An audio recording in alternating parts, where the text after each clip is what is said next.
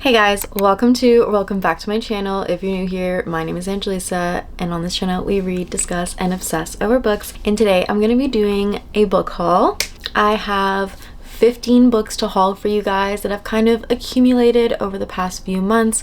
My last book haul was a few months ago and it was my first book haul of the year, and now I don't know, I had this big stack of books building and my fiance was like, "Are you gonna go do a book haul?" And I was like, "No."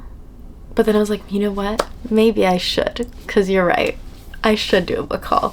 So this is what we're gonna do. So I have a mix of pre-orders, a book outlet kind of little haul, and a random haul that I did today, as well as just like some random purchases I made throughout the last few months. So first I'm gonna start off with some book outlet purchases. These, in my mind, were steals, absolute finds. If you don't know what book outlet is, I don't know if it's international, but they have a Canadian website and a US website, and they probably ship internationally. But in Canada, they were having like a fiction sale where all of their fiction books were 50% off, and they're already marked down like substantially. Like, so for instance, this is a hardback book. This book is $38 Canadian. And I got it for $8. That's not justifying buying the books, but it just, how can I not? So anyway, we're gonna start off with book outlet. First and foremost, I have Throne of Secrets by Kerri Maniscalco. I'm actually really excited to start this whole series, and when I saw it, I was like, okay, perfect. This is a perfect opportunity to get the second book while it's on book outlet.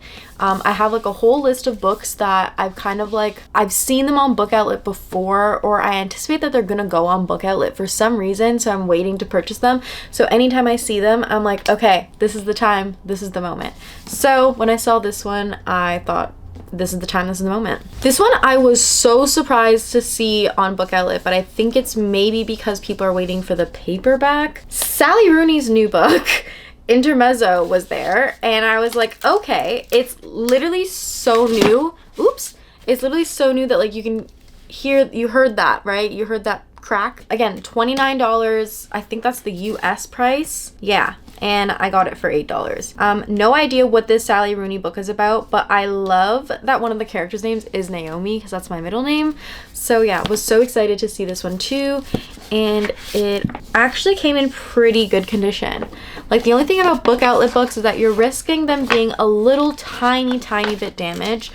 But most of the hardcover books I've gotten have been really good. Sometimes I just need to like clean it a little bit, or I'll wipe it down with like an alcohol wipe or something to just get rid of any like residue from stickers or anything. The next book is another one that I'm super excited about, and another hardcover. So this one was $38.99 Canadian, got it for $8. Lisa Jewell's new Marvel thriller book. I am so excited. So Lisa Jewell had announced this last year that she was going to be writing a like Jessica Jones detective thriller novel based in the Marvel world, and I got so excited. I am a Marvel girly. DC girlies do not come for me, but I am a Marvel girly, and I am so excited for this. And when I saw it on book outlet, I was like, what are the chances that A, the hardcover would be on there, B, in literally perfect condition, like nothing is wrong with this. That's usually a marker to show that it's from book outlet. And I'm really excited. Again, I don't know why this would be on there, but maybe it's just people don't like hardbacks. I don't mind hardbacks depending on the format. I really like these like kind of smaller-ish hardbacks compared to these larger ones, but I will read a hardback if it's $8. Next, we have an Alice Feeney book. This is called Good Bad Girl. I actually don't know what this is about, but I love Alice Feeney's writing. So the synopses for her books are always so small, and this is all it says. When bad things happen to good people, sometimes good people have to do bad things. Good Bad Girl. And then there's another little blurb that says, 20 years after a baby is stolen from a stroller, a woman is murdered in a care home. The two crimes are somehow linked, and a good bad girl may be the key to discovering the truth. 4 women must solve a mystery with 3 suspects, 2 murders, and 1 victim. Okay. And a partridge in a pear tree. If they do, they might just find out what happened to the baby who disappeared, the mother who lost her, and the secret that connects them all. Like, intriguing. Also, didn't realize Alice Feeney was such a baddie. I've never seen a photo of her before. She's so cute. Anyway, this is Good Bad Girls, and I think I got this one for like $6 or $7. The last one I got from Book Outlet is Misery by Stephen King. So this one, I don't know what it's about, but I've heard amazing things about it, and cabin vibes. Oh my god, this sounds so scary. Oh my god, I might actually read this right now. This sounds so cool. And it's about a writer, and I love me a book about writers. Fun. Misery. Exciting. Okay, moving on. I'm gonna go to just like 2 kind of random books that I got throughout the month. So these were like impulse buys. Like I was holding myself back from doing it, and then I saw them and I was like, okay. This first one is First Time Caller by PK Borison. I have seen this literally everywhere. If you're on Book Talk, if you're on Instagram, if you're on YouTube, you will have seen this literally everywhere. First of all, cover, gorgeous. Absolutely love this cover. Second of all, I'm pretty sure it's like a radio type of thing. So it says, a hopeless romantic meets a demoralized radio host in this cozy, Sleepless in Seattle inspired love story. Aiden Valentine, what a great name, has a secret. He's fallen out of love with love. And as the host of Baltimore's romance hotline, that's a bit of a problem. But when a young girl calls into the station asking for dating advice for her mom, the interview goes viral, thrusting Aiden and Heartstrings into the limelight. Lucy Stone thought she was doing just fine. She has a good job, an incredible family, and a smart, slightly devious kid. Oh, single mom trope? Yes. But when all of Baltimore is suddenly scrutinizing her love life, or lack thereof, she begins to question if she's as happy as she believed. Maybe a little more romance wouldn't be such a bad thing. Everyone wants Lucy to find her happy ending, even the handsome, temperamental man calling the shots. But when sparks start to fly behind the scenes, Lucy must make the final decision between the radio-sponsored Happily Ever After or the man in the headphones next to her. This kind of reminds me of, the X Talk, where like these two pretend to be exes on the air, like for a radio show, and I feel like this is gonna be so good. Like I'm excited, and I love the covers so much. Ooh, and there's like comments. I love books that have like social media and like comments from like viewers and like stuff like that. I think it's so funny to see how they react. Okay, the other one that was an impulse buy was that I was waiting to purchase this on Blackwell so I could get the UK version for a really, really long time.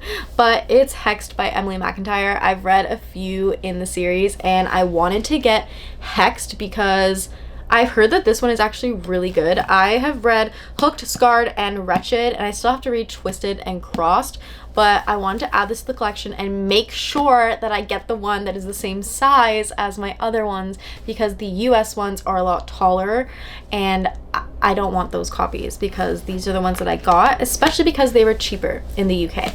So this was another like impulse buy that I got, that when I saw the price went down, I snatched it up. Okay, the next 3 books are pre-orders. The first one is The Maid's Secret by Nita Prose. So this is also an Indigo exclusive book, so there's like bonus content in here. Nita Prose is a Canadian author, which is awesome. I remember when I first picked up The Maid, and I absolutely adored that book. I thought that it was so good. It was so much fun, and the fact that she wrote it and like got the idea on like a plane and wrote it on a napkin, so much fun. Love that it matches the original cover of the first book. And so yeah, this is just like a very like cozy murder mystery, not super thrilling, but because the main character POV is neurodivergent, it actually adds a lot of like quirk and extra kind of fun to it. So yeah. The next one that I got on pre-order was The Conditions of Will by Jessa Hastings. I literally have no idea what this is about, but I saw it was Jessa Hastings and was like, yes, I'll take one. I'm pretty sure it's like a Magnolia Parks-esque vibe, just not in the same series, of course. So the synopsis says, well, first of all, there's a quote here, and then there's a synopsis. The quote says, I can't remember the last time I couldn't get a handle on myself and my emotions, but the lid is slipping. Something about the slipping lid feels like it's Sam Penny's fault, like he broke the seal and he's slowly opening me up. I already love that. Okay, so the synopsis. London-based Georgia Carter, professional lie detector and body language savant, has long been estranged from her infuriating, closed-minded, wealthy South Carolina family. After falling out years ago, the chasm runs deep between the black sheep, Georgia, and her gay, alcoholic brother, and their parents and elder siblings. But when their father dies suddenly, Georgia returns to the States for the funeral, where she comes face to face with Sam Penny, her brother's AA sponsor. This is actually going to be really complicated. Amid the tensions, dramas, and revelations of the family reunion, Georgia and Sam are instantly drawn to each other. However, Georgia's brother also harbors feelings for Sam, and the last thing Georgia wants to do is hurt the only family she's ever really had. Wait, this is going to be so good. Ah! Okay. When their father's will reveals a surprising bequest to a mysterious stranger, Georgia's ability to read people becomes crucial in unraveling her father's hidden past. The delicate balance within the family teeters, and secrets, both old and new, threaten to push them beyond the breaking point. There are only so many cracks a damaged family can take before it shatters. I am gonna devour this. I actually want to read it now. Oh my god. It's like I buy these books and then I get re-excited when I do a book haul. I love it. Okay, the last one that was a pre-order is Say You'll Remember Me by Abby Jimenez. I don't even need to say a lot about this. I'm so excited for this. I just finished Life's Too Short a few days ago and I was like, I need more Abby Jimenez. So this came just in time. The blurb on the front being A, from Emily Henry, and B, just 5 words. Jimenez is a true talent. Period. That is so true. Okay, so the synopsis for this. I'm so scared. Her books always break my heart. Okay. There might be no such thing as a perfect guy, but Xavier Rush comes disastrously close. I know he is going to. Oh my god, I'm gonna cry. A gorgeous veterinarian giving Greek god vibes, all while cuddling a tiny kitten? Immediately, yes. That is until Xavier opens his mouth and proves that even sculpted gods can say the absolute wrong thing. Of course, there's nothing Samantha loves more than proving an asshole wrong. Unless, of course, he can admit that he made a mistake. But after one incredible and seemingly endless date, possibly the best in living history, Samantha is forced to admit the truth, that her family is in crisis and any kind of relationship would be impossible. Samantha begs Xavier to forget her, to remember their night together as a perfect moment, as crushing as that may be. Only no amount of distance or time is nearly enough to forget that something between them.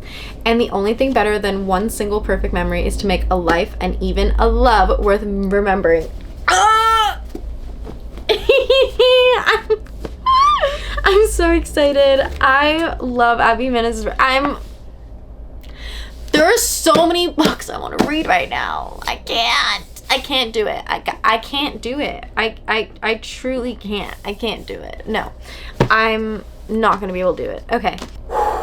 Okay, these last few books I randomly picked up today. 4 of them I picked up because they were pretty, and 1 of them I picked up because I actually want to read it.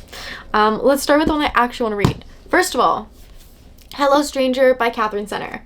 I read The Bodyguard by Katherine Center and I loved it. I devoured it.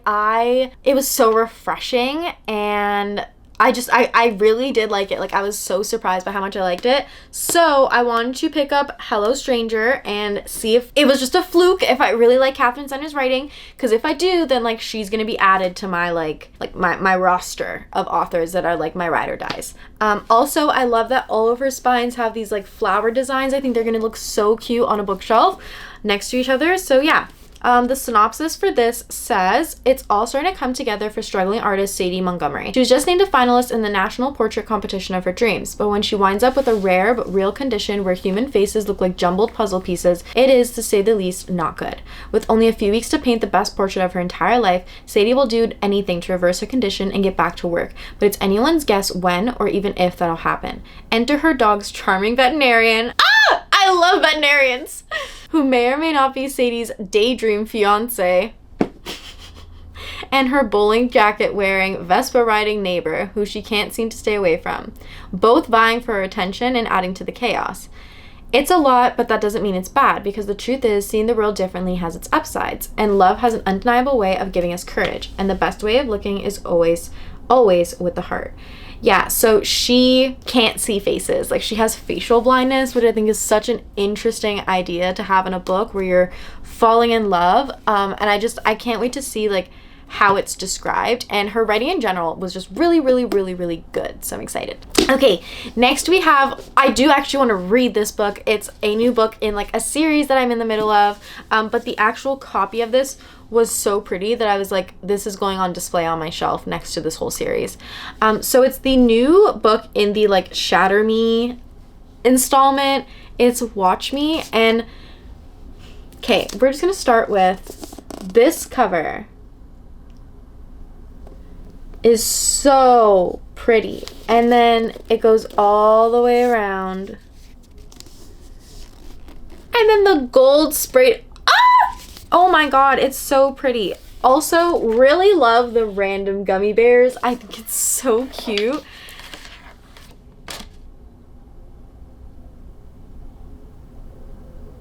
Guys, these special editions are getting so good. I am gagged. I'm gonna cry. I'm being so dramatic. My period's over. What is wrong with me?